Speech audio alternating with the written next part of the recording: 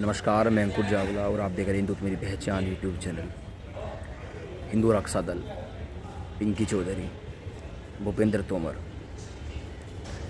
गाज़ियाबाद में एक ऐसा हिंदूवादी चेहरा जो सदा सनातन के लिए, सनातन धर्म के लिए, सनातन धर्मियों के लिए 24 घंटे तत्पर रहता है और सनातन धर्म के लिए जितना कर सकता है दिन रात करता है।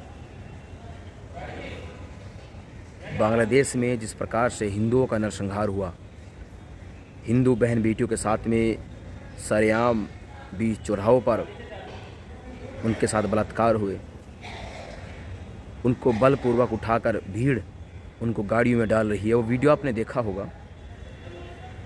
अगर मेरी एक भी बात गलत है तो मुझे बताइए।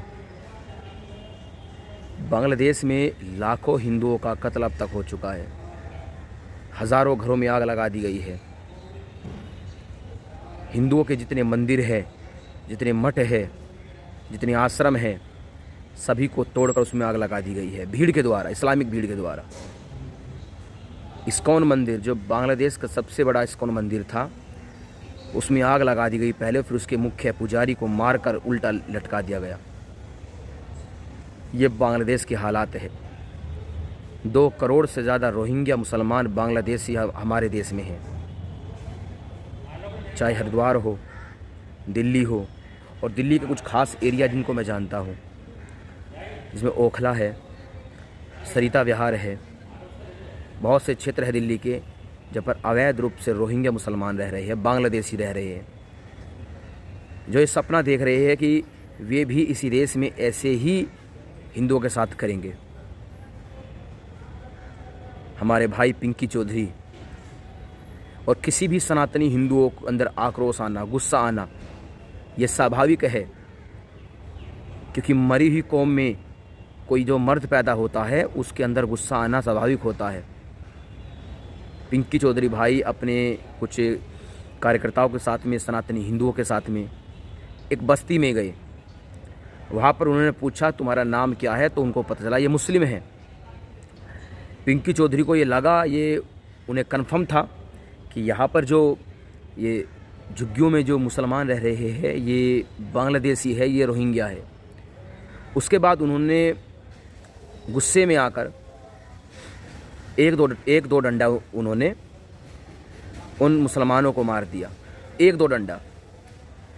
देश की जितनी मीडिया थी, चाहे प्रिंट मीडिया हो, सोशल मीडिया हो, मेन स्ट्रीम मीडिया हो, वो इस प्रकार से पिंकी चौधरी भाई के पीछे हाथ धोकर पड़ गई जैसे कि वो कोई गैंगस्टर हो, वो कोई गुंडा हो, वो कोई आतंकी हो, उसने हज़ारों लाखों इस्लामियों का उसने कत्ल कर दिया हो। इस प्रकार से हाथ धोकर उसके पीछे पड़ गई, उसको गुंडा बताने लग गई।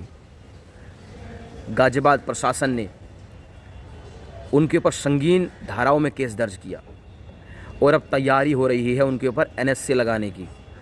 कब लगाया जाता है NSA? जब कोई व्यक्ति या समूह देश के लिए खतरा होता है। क्या एक संगठन का राष्ट्रीय अध्यक्ष पिंकी चौधरी जी क्या राष्ट्र के लिए खतरा हो सकते हैं? राष्ट्र किसका है? राष्ट्र हिंदुओं का है, राष्ट्र सनातनियों का है। क्या एक व्यक्ति से एक राष्ट्र को खतरा हो सकता है? रात को 2-2 बजे जो न्यायालय जो खुलते हैं, जो कोर्ट खुलते हैं आतंकवादियों के लिए, उनके लिए हमारे देश में कानून है। लेकिन एक व्यक्ति के ऊपर जिसने गुस्से में आकर, और उसका गुस्सा स्वाभाविक था, जिस प्रकार से बांग्लादेश में हिंदुओं के साथ हुआ, उनका गुस्सा स्वाभाविक था। उन्होंने अपना गुस्सा निकाल दिया। केवल इतनी सी घटना पर प्रशासन उनके ऊपर NSA लगाने की तैयारी कर रहा है, उनको जेल भेज दिया है। हिंदुओं के साथ यही होता है। इससे पहले यति जी महाराज को 2022 में धर्म संसद के बाद गिरफ्तार किया था। 1 महीना 2 दिन हरिद्वार जेल में रहकर महाराज जी आए थे। हिंदुओं की आवाज़ों को निरंतर दबाया जा रहा है और हिंदू दबता जा रहा है, क्योंकि हिंदू राजनीतिक है।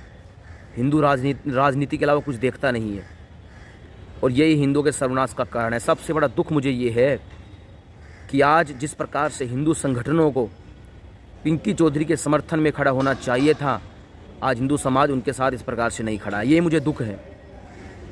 अगर मैं संतों की बात करूं तो केवल यति महाराज ही सार्वजनिक तौर पर ये ऐलान कर चुके हैं कि वे पिंकी चौधरी जी के साथ है, और अगर उनके ऊपर जो ये बिना बात की धाराएं लगी है, अगर ये नहीं हटाई गई तो एक बड़ा आंदोलन करेंगे।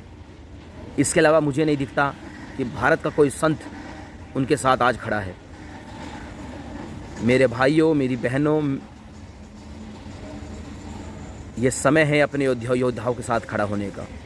प्रशासन मनमानी कर रहा है, सत्ताएं मनमानी कर रही है, मीडिया बिका हुआ है। उसको पिंकी चौधरी के जो दो डंडे हैं, जो एक झुग्गी वाले के लगे, जो मुस्लिम था वो दिखते हैं, लेकिन बांग्लादेश में हज़ारों लाखों हिंदू बेटियों के साथ में जो अपराध हो रहे हैं, रूह कांप जाती है हमारी जब हम वीडियोस देखते हैं। देखा नहीं जाता हमसे।